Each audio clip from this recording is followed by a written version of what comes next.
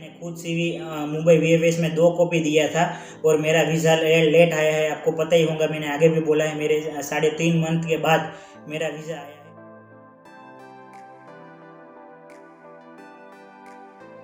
So hello guys, welcome back to my channel. My name is Dhruv Gevariya उर्फे DG. स्वागत है हमारे न्यू वीडियो में। आई थिंक ये व्लॉग तो नहीं है, ये थोड़ा वीडियो टाइप ही है। इन्फॉर्मेशन शेयर करने वाला हूँ मैं, जो मैं डॉक्यूमेंट बताने वाला हूँ उसको आप एक बार लिख लेना कहीं पे भी, क्योंकि ये जो डॉक्यूमेंट है 15 या 20 वो आपको जब आप इंडिया से हो और कहीं पे भी वीएफएस पे जाने वाले हो अपना वीज़ा रखवाने के लिए, जर्मनी में स्पेशली, ये जर्मनी का ही है। तो अगर जर्मनी में कहीं पे भी वीएफएस में आप जाने वाले हो अपना एज आप वीज़ा एप्लीकेशन रखने के लिए, तो ये 15 डॉक्यूमेंट तो एसेंशियल ही है, तो ये तो आपके पास होने ही चाहिए। अगर किसी ने कंसल्टेंसी रखवाई है तो चलो मान लो, तो कंसल्टेंसी वालों को तो क्या है, वो लोग तो आपको डॉक्यूमेंट का लिस्ट दे देंगे कि इतना इतना होना चाहिए, तो आप एलिजिबल हो, अप्लाई कर सकते हो। और जब डेट आए तब वीएफएस में जाना और एप्लीकेशन रख के आना, फिर वो आपका डॉक्यूमेंट जाएगा कॉन्सुलेंट के पास, कॉन्सुलेंट से जाएगा जर्मनी में, जर्मनी से वापस आएगा और फिर आपको वीज़ा मिलता है। तो ऐसा कुछ प्रोसेस रहता है। तो अगर अब बात हो गई कि जो कोई ऐसे लोग हैं जो अपना वीज़ा एप्लीकेशन और मे बी यूनिवर्सिटी एप्लीकेशन खुद से ही कर रहे हैं, तो उन लोग को पता है थोड़ा दिक्कत आएगा कि डॉक्यूमेंट फाइन करने में भी, लिस्ट फाइन करने में। तो स्पेशली ये वीडियो मैं उन लोग के लिए ही बना रहा हूँ जिसने कंसल्टेंसी नहीं रखवाई है मे बी, तो उसको ये क्या होगा, थोड़ी ये हेल्प हो जाएंगी।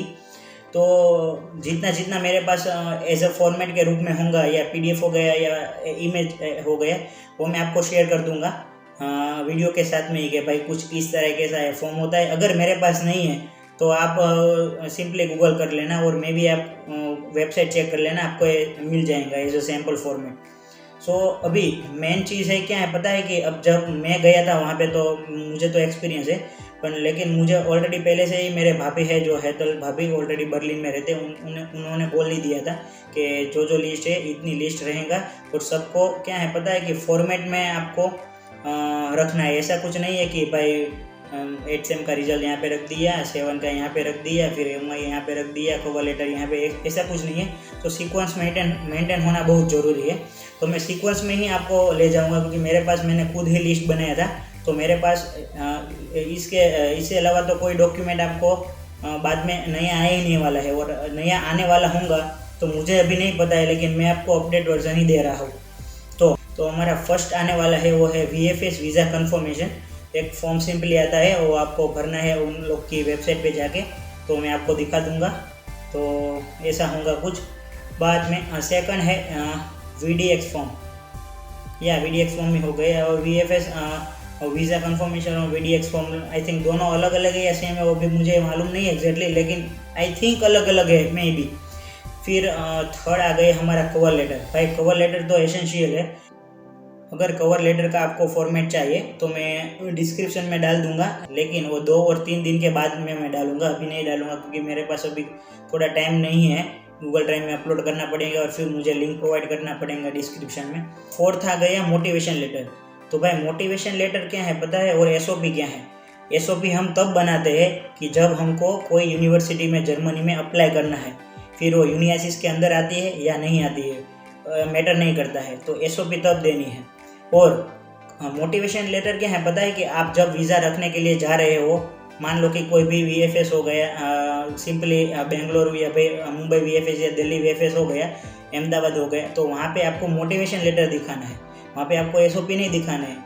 SOP यूनिवर्सिटी में जब अप्लाई करते हो तब दिखाना है, और जब एडमिट आ जाए तब मोटिवेशन लेटर दिखाना है। दोनों में फ़र्क इतना है कि थोड़ा वहाँ पे चेंज रहेगा।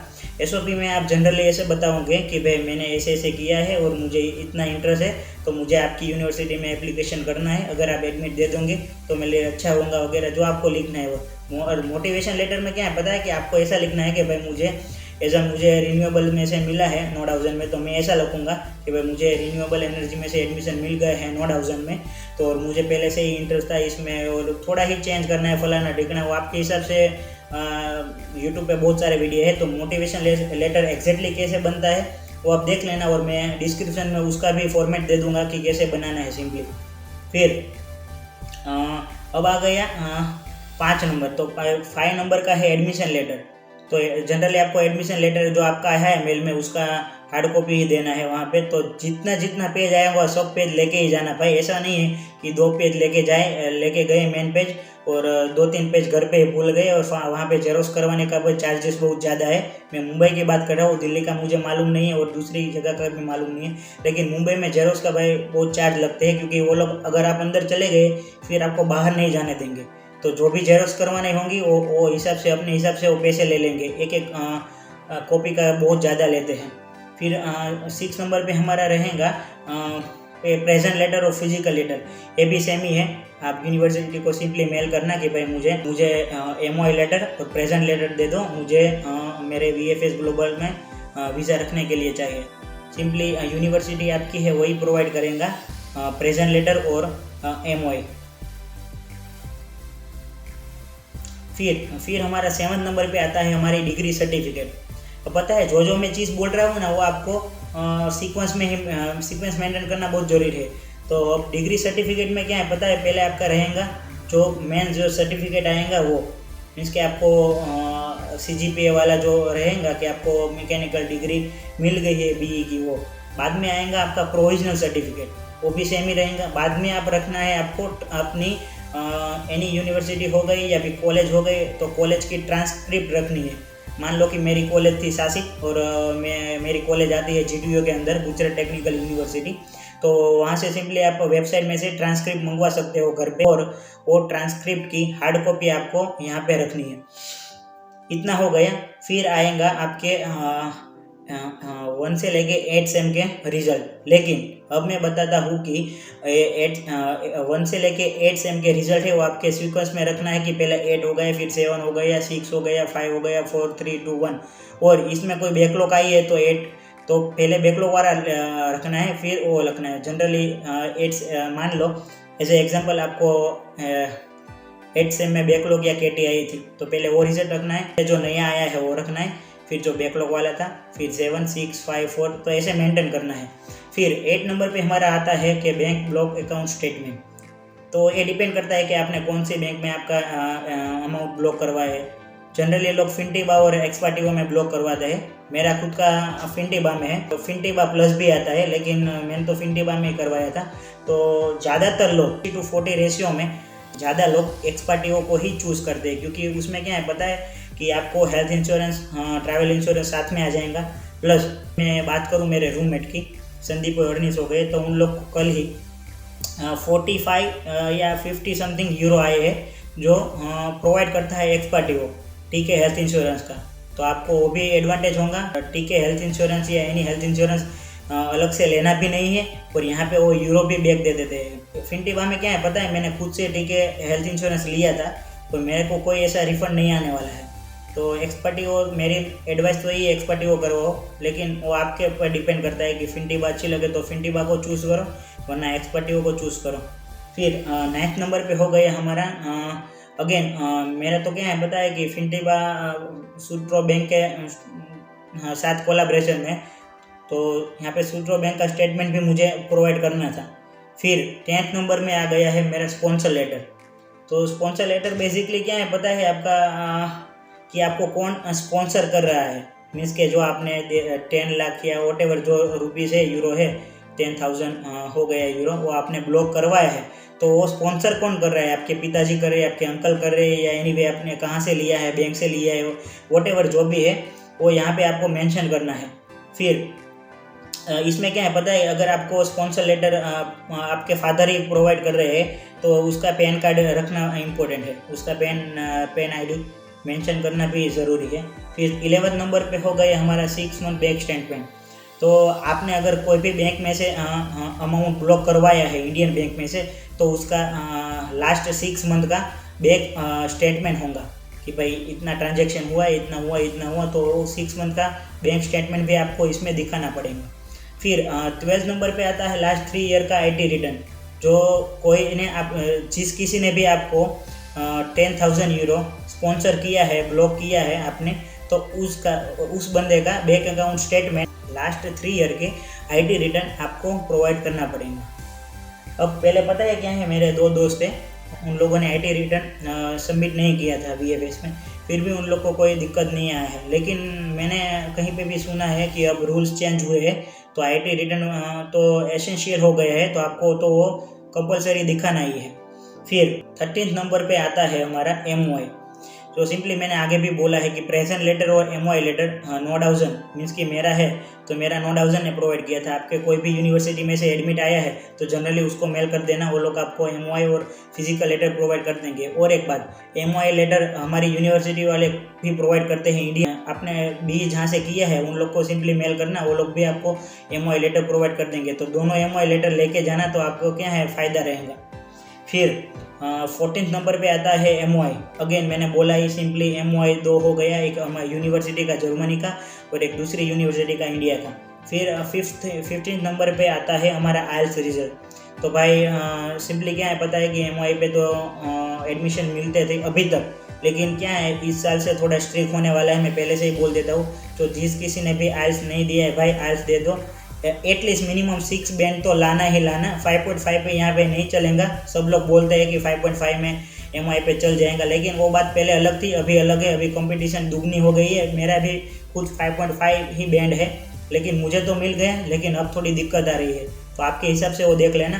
फिर 16 नंबर पे आता है एक्सपीरियंस सर्टिफिकेट। सो एनीवे आपने जहाँ पे भी इंटर्नशिप की थी, फिर आपने एक्सपीरियंस जॉब किया था वगैरह, तो सबका भाई आप कलेक्ट कर लो। मिनिमम मैं तो यही बोलता हूँ कि आपके पास एटलीस्ट 6 मंथ का वर्क एक्सपीरियंस तो होना ही चाहिए।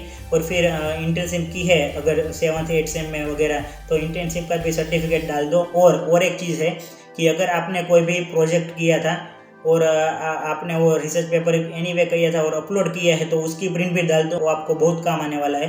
तो ये सब एडवांटेजेस रहेगा।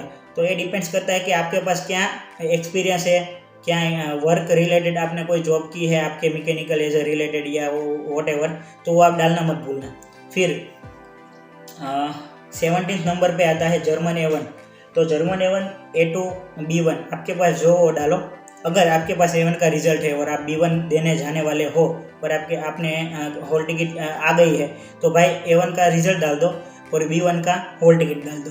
अगर आपके पास A1 का रिजल्ट नहीं है और सिर्फ आपने अप्लाई किया है, फीस पे की है और एग्ज़ाम नहीं दी है, अभी थोड़ा देर है, तो A1 का हॉल टिकट डाल दो, जैसे मैंने डाला था। मैंने वीज़ा रखने के लिए गया, फिर मैंने मेरा जनरली A1 का हॉल टिकट ही हार्ड कॉपी दिया था, क्योंकि मेरा रिज़ल्ट आया भी नहीं था और मैंने एग्ज़ाम भी नहीं दी थी।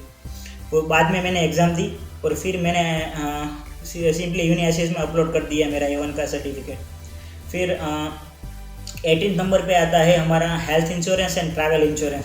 सो अगेन मैंने बोला अगर फिनटेबा बैंक होगा तो आपको लेना पड़ेगा। मैंने बजाज का ट्रैवल इंश्योरेंस लिया है और टीके का हेल्थ इंश्योरेंस लिया है। आप एक्सपर्ट वो सिलेक्ट करते हो तो आपको कोई इस झंझट में नहीं पड़ना है, क्योंकि वो लोग दोनों इंश्योरेंस प्रोवाइड करते हैं। और अगर आप फिनटेबा प्लस लोगे तो उसमें भी वो लोग health insurance travel insurance provide करते हैं। तो फिनटेबा में ही नहीं करते, प्लस में और एक्सपर्ट वो दोनों में करते हैं। फिर 19 नंबर पे आता है हमारा एडिशनल कॉन्ट्रैक्ट और लीगल रिप्रेजेंटेशन। ये क्या है पता है, एक ऑप्शनल है। ये फॉर्म में आपको डिस्क्रिप्शन में डाल दूंगा, वो आप लेके जाना। फिर अगर वो फिलअप करने को बोले तो ही वहाँ पे फिलअप करना। और हमारा 20 नंबर पे आता है हमारा पासपोर्ट। तो पासपोर्ट ओरिजिनल लेके जाना, 2 जेरोक्स लेके जाना कलर, और सिंपली एक ब्लैक एंड वाइट जेरोक्स लेके जाना। फिर 21 नंबर पे आता है हमारा CV। भाई CV का यहाँ पे बहुत मगजमारी है। क्या है पता है, कोई लोग आपको ऐसा बोलेंगे VFS में कि CV की नीड नहीं है तो CV मत लेके जाओ। कोई बोलेंगे कि CV एसेंशियल है। भाई मैंने खुद CV मुंबई VFS में 2 कॉपी दिया था और मेरा वीज़ा लेट आया है। आपको पता ही होगा, मैंने आगे भी बोला है, मेरे 3.5 मंथ के बाद मेरा वीज़ा आया है। तो उन लोग ने मेरे पास अगेन मेरा CV मंगवाया था। ऑलरेडी मैंने VFS में सबमिट किया था। तो उन लोग अगर आप जाओ तो उन लोग को आपको 2 से 3 बार बोलना है, भाई मैंने मेरा CV दे दिया है। तो ये थोड़ा ध्यान से रखना, क्योंकि वो लोग क्या है पता है, ऐसे कागज़ ऐसे कर देंगे और CV आपका कहीं पे गुम हो जाएगा। तो वो तो ऐसे ही बोल देंगे कि आपका डॉक्यूमेंट पेंडिंग, डॉक्यूमेंट मिसिंग है, तो आप सबमिट करो। तो आपका वीज़ा ऐसे ही प्रोसेस बढ़ती जाएंगी।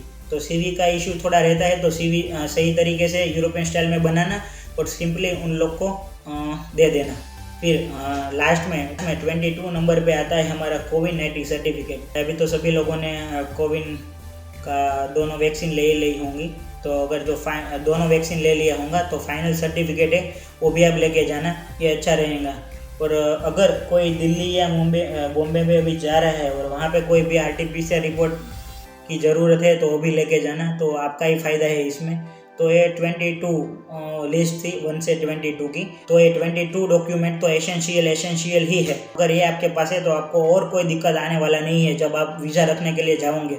और मैं भी कोई आता है तो भाई मुझे एक बार कमेंट में कर देना कि ये चेंज हुआ है तो क्या है। अभी मैं दूसरा भी वीडियो बनाऊंगा फ्यूचर में, तो मुझे भी थोड़ा हेल्प हो जाएगा।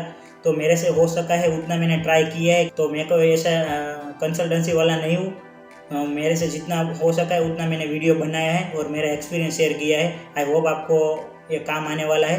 तो आओ, tata bye bye, see you, मिलते हैं नेक्स्ट व्लॉग में। तब तक के लिए राधे राधे।